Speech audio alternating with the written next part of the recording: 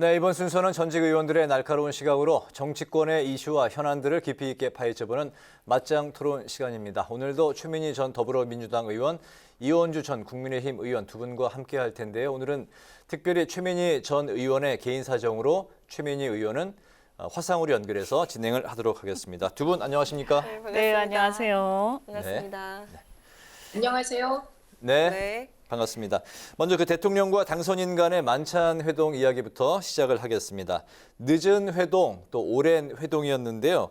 안건이 사전에 특별히 이제 정해진 게 없었던 만큼 특별한 합의도 없었던 그런 회동이었는데 이번 회동이 남긴 것, 그리고 용산 집무실 이전과 또 추경, 그리고 인사권 등 그 불씨와 관련해서 다시 충돌할 가능성에 대해서 두 분의 생각은 어떤지 의견을 들어보겠습니다. 먼저 최민희 의원님부터 들어볼까요?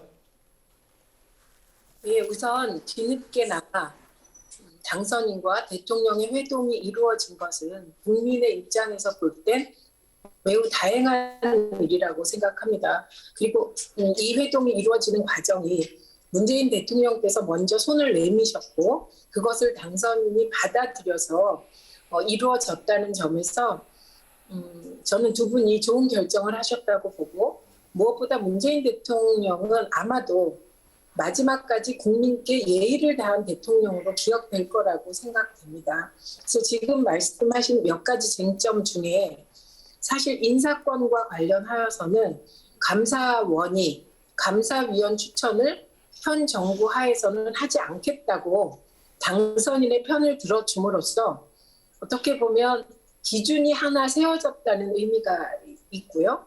그리고 나머지 용산 이전 문제에 있어서도 아마도 단순 집무실 이전 비용 정도에 대한 협조는 문재인 정부에서 가능할지도 모르겠다 싶습니다. 그리고 추경 문제는 사실 이거는 문재인 대통령이나 민주당의 문제였다기보다는 기재부가 국간을 지나치게 엄격하게 지킨 문제이기 때문에 그 홍남기 부총리가 지난 회기 때 국회 회기 때 대통령이 지시해도 나는 동의하지 않는다. 추가 추경에 대해서 이런 얘기를 한 바가 있기 때문에 사실상 공은 기재부가 가지고 있는 셈이라고 봅니다.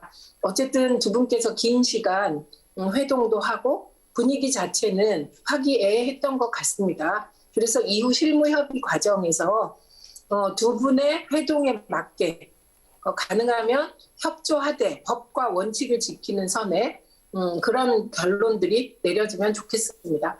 네. 네, 네, 이원주 이원주 의원님. 네, 이게 화상으로 하니까 헷갈리네요. 네, 네, 네. 하여튼 그 서로 이렇게 양쪽이 다 이제 계속 첫 만남이 늦어지면서 부담이 되지 않았겠습니까? 그래서 취임식이 5월 초인데 결국 한 달여 남은 상황에서는 이제 더 이상 늦을 수는 없다. 이래서 양쪽에서도 정책 부담이 굉장히 컸던 걸로 알고 있고요. 그래서 어쨌든 큰 틀에서 이제 어느 정도 공감대를 이룬 상태에서 세부적인 것은 실무 협상에 위임하는 형태로 이렇게 하면서 아마 회동을 한 것 같습니다. 구체적으로 보자면 첫 번째 이제 추경 같은 경우에는 양측이 이견이 있을 수가 없는 거고요. 네. 최민희 의원님 말씀하셨다시피 기재부에 그런 게 있겠습니다만 또 다른 문제니까 그것은. 네. 그다음에 두 번째는 어쨌든 인사협조와 관련해서는 문재인 대통령께서 이제 협조를 말씀하신 부분들은 상당히 저는 긍정적이다 이렇게 평가를 하고요. 그다음에 세 번째 같은 경우에도 용산 이전 집무실의 용산 이전 문제 여기에 대해서도 큰 틀에서는 이제 어느 정도 이렇게 아주 정면 충돌하는 부분들은 좀 피했다라고 보입니다. 다만 이것이 현실적으로 국방부가 또 연쇄적으로 이전해야 되는 부분들이 있기 때문에 안보 공백이나 이런 얘기도 하셨습니다만 이 이제 한미 연합 훈련 같은 게 있습니다. 그래서 물리적인 시간 요 부분에 대해서는 어쩔 수 없이 조금 늦어질 수밖에 없지 않겠는가 이런 생각이 들고요.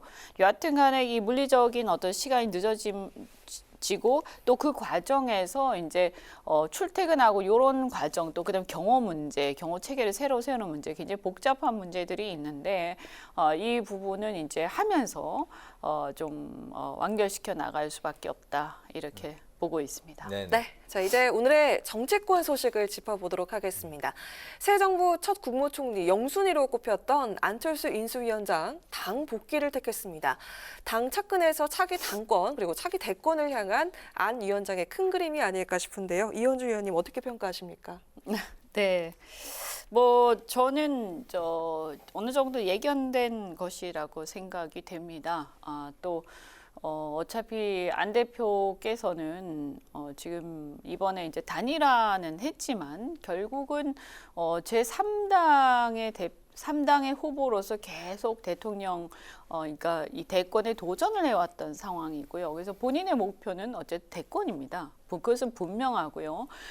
그러면 이번에 이제 그럼 단일화한 이유가 뭐겠냐 여러 가지 배경이 있겠지만 제가 볼 때는 결국은 이 3당으로서 어떤 대권을 득하는 거에 대한 한계를 그동안에 많이 느껴왔을 것이고 네. 그래서 우리 대한민국의 어떤 정치 체제 하에서 결국에는 이 양대 정당 속에서 후보가 되는 수밖에 없다. 아마 이렇게 판단하지 않았을까. 그렇게 본다면 총리를 할 경우에는 두 가지 문제가 있습니다. 첫 번째는 어쨌든 윤석열 정권하고 또 너무 이렇게 결이 같아지는 문제가 있기 때문에 차기 주자로서의 어떤 차별화에 상당히 어려움을 겪을 가능성이 있고 또 초기 정권에서의 어떤 총알바지라고 하면 좀 그렇습니다만 어쨌든 초기 정권의 여러 가지 문제들을 혼자 본인이 이제 오롯이 방어해야 되는 이런 게 있기 때문에 사실은 대권을 노리는 사람으로서는 그것은 그렇게 바람직하지 않을 수가 있죠. 또 그리고 또 하나는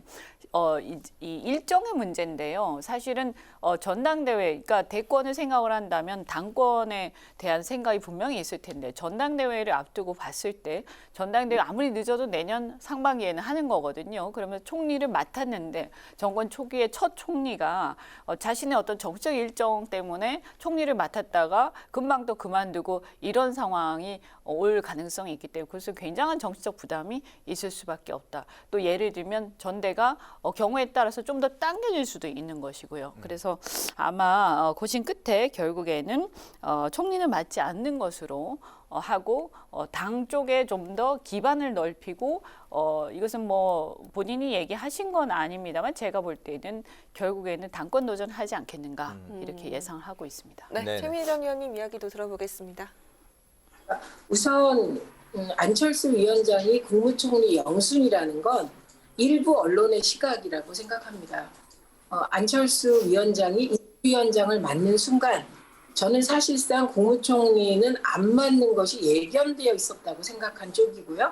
그리고 이건 어떻게 보면 윤핵관과의 일정한 견제와 갈등의 문제도 있었을 거라고 봅니다. 그러나 당대표가 되더라도 어차피 그게 2년입니다. 그렇기 때문에 국무총리가 뭐 5년 하는 국무총리는 없기 때문에 안철수 위원장이 혹시 당대표에 도전돼서 당대표가 되더라도 이후에 국무총리를 할 길은 열려 있다. 그래서 지금 국무총리를 고집하기보다는 당대표에 도전하는 게 훨씬 정치인으로서 운신의 폭이 넓다고 봅니다. 그래서 국무총리를 고집하지 않는 안철수 위원장의 선택은 지금 이 시점에선 최선의 선택이다. 이렇게 봅니다. 근데 이제 차기 당권에 도전해서 당대표가 됐을 때 안철수 위원장이 직면할 가장 큰 문제는 안철수 위원장이 가지고 있었던 다당제의 소신을 과연 관철해 내겠느냐 하는 점입니다. 그 모순에 직면하게 되고 민주당은 어쨌든 다당제로 가기 위한 여러 가지 정치 개혁, 정치 교체를 위한 정치 개혁에 드라이브를 걸 텐데 지금뿐만 아니라 다음 체제에서도 걸 것이기 때문에 안철수 대표가 만약에 국민의힘 당 대표로서 다당제라든가 정치 개혁에 동의하는 당 대표가 된다면 그러면 전혀 다른 정치 상황이 펼쳐질 수도 있기 때문에 오늘 안철수 위원장의 저 선택은 정치적 상상력을 다양하게 펼칠 수 있는 선택이라고 봅니다.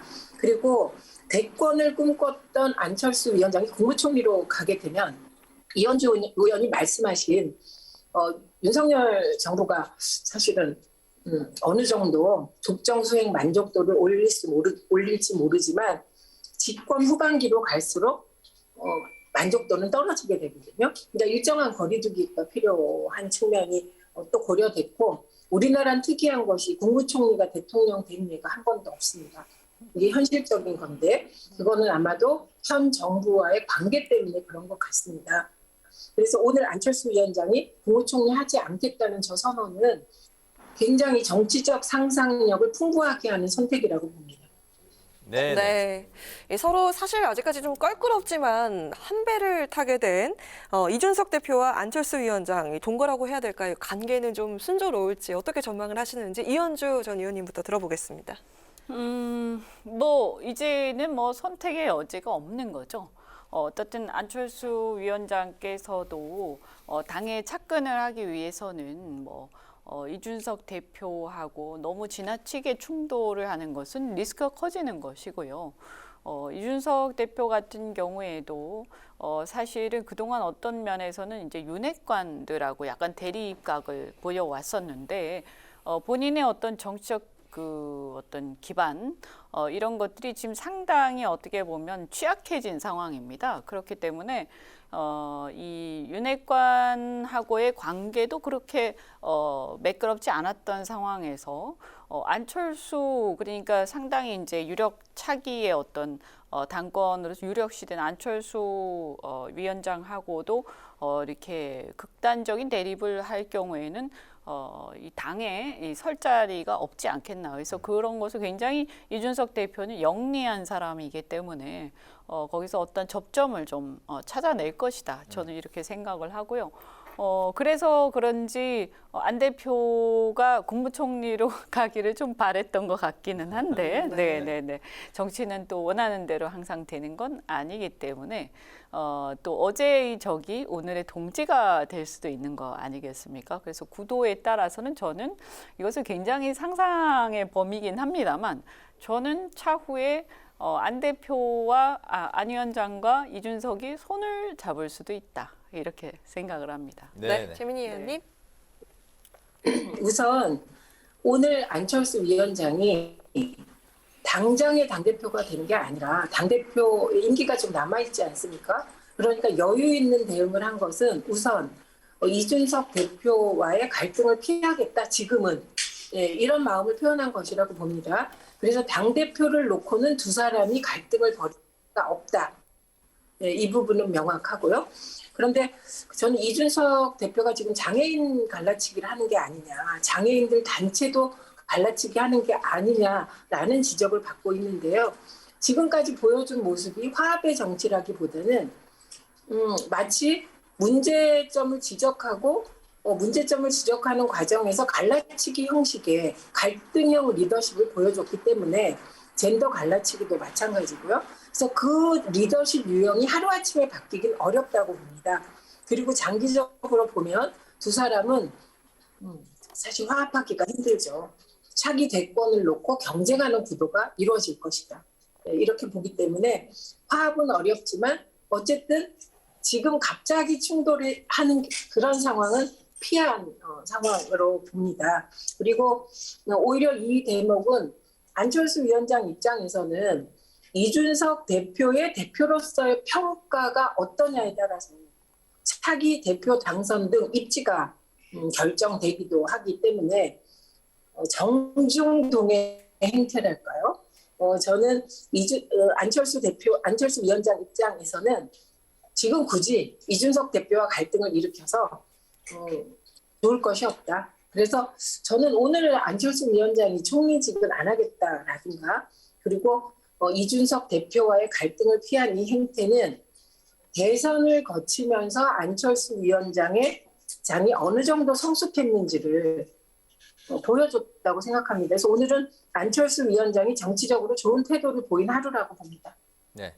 그 이준석 대표가 이제 장애인 갈라치기를 하는 게 아니냐 이제 말씀을 하셨기 때문에 관련 또 이야기를 이어가 보겠습니다. 전국 장애인 차별철폐 연대 일명 그 전장연인데 그 승차 이제 시위와 관련해서 이준석 대표가 이제 거친 발언을 쏟아냈는데 이 상황에서 국민의힘과 인수위는 이준석 대표와는 좀 거리두기 행보를 보이고 있습니다. 그렇기 때문에 그 국민의힘 입장에서는 이준석 리스크가 또 터진 게 아니냐 이제 이런 우려의 목소리도 나오고 있는데 여기에 대한 그 두 분의 의견 또 들어보겠습니다. 최민희 의원님. 우선 이준석 대표의 스타일이 그동안의 정치 행태를 보면 문제가 터지고 지적을 받으면 보통의 정치인들은 한번 돌아보겠다라든가 자숙하겠다라는 행태를 보여왔죠. 그런데 이준석 대표의 태도는 그게 아니었습니다. 늘 받아치기고요. 그리고 그 받아치기가 통했습니다. 때로는 젠더 갈라치기를 분명히 했는데 내가 언제 젠더 갈라치기를 했냐. 이런 식으로 사실을 회피하기도 했죠. 그게 지금까지는 일정 부분 이대남의 지지를 바탕으로 통했는데요. 그게 정도가 좀 심한 것 같습니다.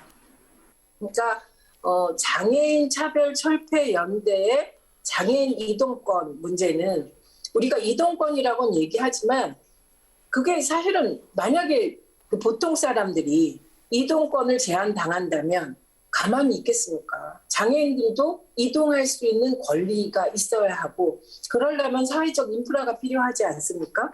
그 요구에 대해서까지 갈라치기를 하고 마치 전장현과 다른 장애인 단체를 갈라치게 하려는 듯한 이 행태는 이건 너무 나간 거죠. 그리고 지적을 받았을 때 사과하지 않겠다라고 버팅기는 것은 그동안에 저는 국민의힘이 그리고 언론이 젊은 대표 이준석에 대하여 너무 지적할 것을 지적하지 않은 결과라고 생각합니다. 그리고 선을 너무 넘었다고 생각합니다. 그러니까 국민의힘에서 이준석 대표를 옹호하는 분을 제가 못 봤어요.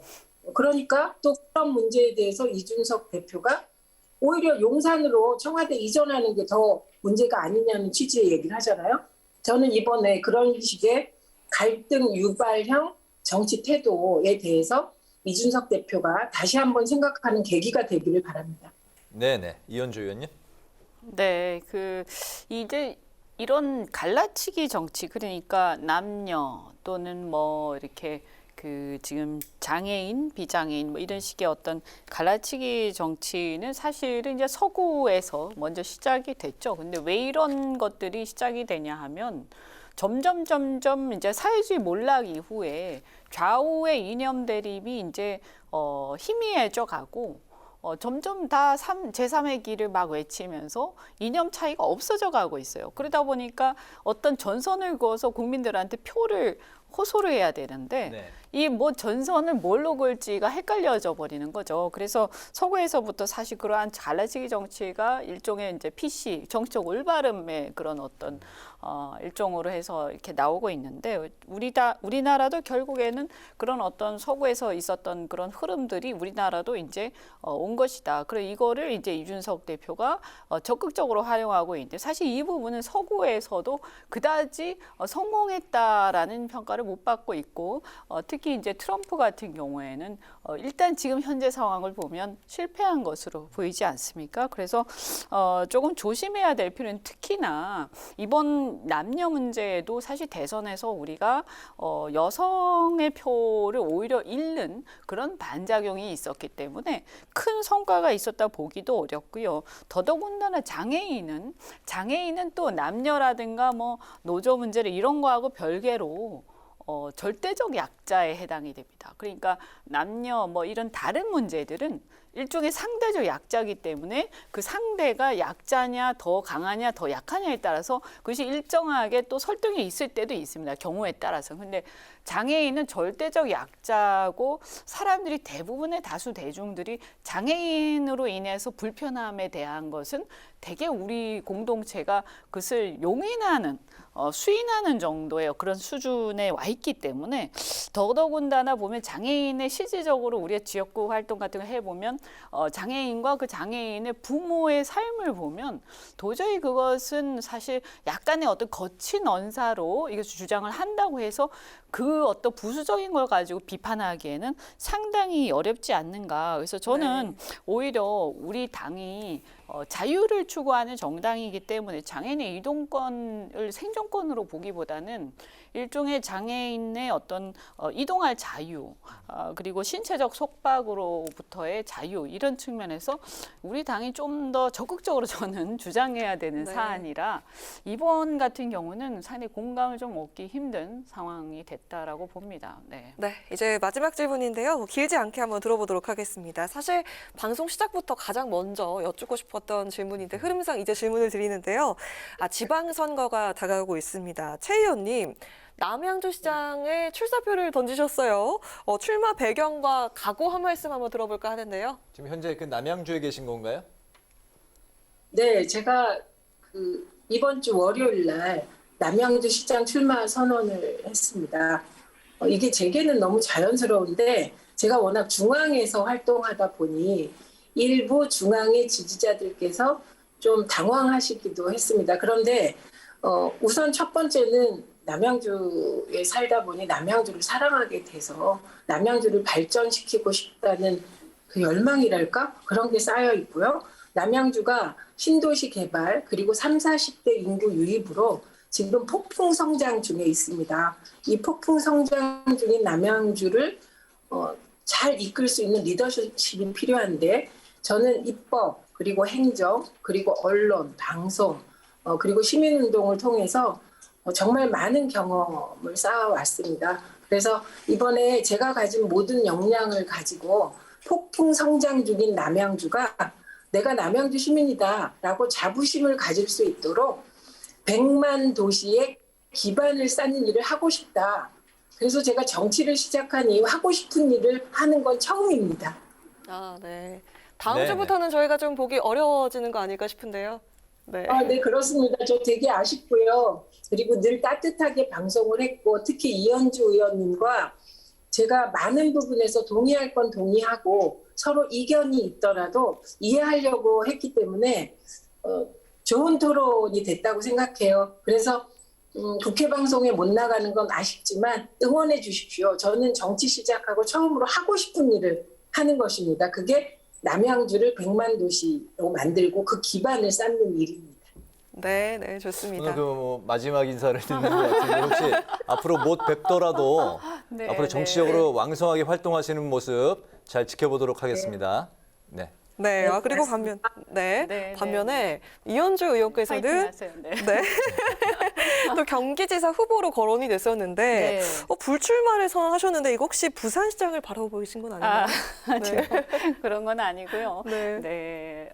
부산은 이제 영남은 우리 당 입장에서는 내부 경쟁이 너무 치열하기 때문에 제가 지난번 같은 경우에는 제가 그때 출사표 던졌던 이유가 그게 성추행으로 인한 선거였기 때문에 여성으로서 이번에는 여성 단체장이 한번 할 필요가 있다, 이 정화를 할 필요가 있다 이런 취지였고, 그래서 저는 이제 부산에 또 제가 당협을 맡고 이번 지방선거에 도와줄 동지들이 있습니다. 그래서 그분들이 또 약간 눈에 밟히기도 하고요. 네. 그리고 이제 경기도 같은 경우 사실은 어떻게 보면 서울을 위해서 공공주택을 마련하기 위해서 경기도의 원주민들이 계속 쫓겨나면서 땅을 빼앗기고 있는 중인데 그분들 굉장히 고통스럽고 다시 재정착하기 힘들어지고 있고 또 거기에 또 이 집값이 비싸지다 보니까 다들 경기도로 나가면서 굉장히 먼 거리를 출퇴근하면서 정말 하루하루가 전쟁을 치르고 있는 수많은 근로자들이 있는데 저도 사실 그렇게 출퇴근한 사람이거든요. 근데 이 큰 땅과 이 수많은 사람들을 책임지기에는 저는 아직까지는 좀 역량이 부족하다. 그래서 조금 더 배워야 한다 이런 생각이 또 있었습니다. 어쨌든 저는 이제 이번에 지방선거 경기도도 누가 나가시면 또 제가 도와드리고 또 부산도 도와드리고 하면서 이 정권의 성공과 당 개혁 그리고 보수가 좀 더 개혁이 될 수 있도록 그런 역할을 하는데 네. 집중을 할 생각입니다. 알겠습니다. 출마의 변, 불출마의 변까지 들어봤습니다. 오늘 기회 맞짱 토론 이제 마칠 시간이 됐는데요. 대통령과 당선인 간의 만찬 회동 그리고 당 복귀를 선언한 안철수 인수위원장, 국민의힘에 또다시 불거진 이준석 리스크 등 정치권 이슈에 대해서 살펴봤습니다. 지금까지 최민희 전 더불어민주당 의원, 이현주 전 국민의힘 의원 두 분과 함께했습니다. 오늘도 말씀 잘 들었습니다. 고맙습니다. 네, 네, 고맙습니다. 고맙습니다. 고맙습니다.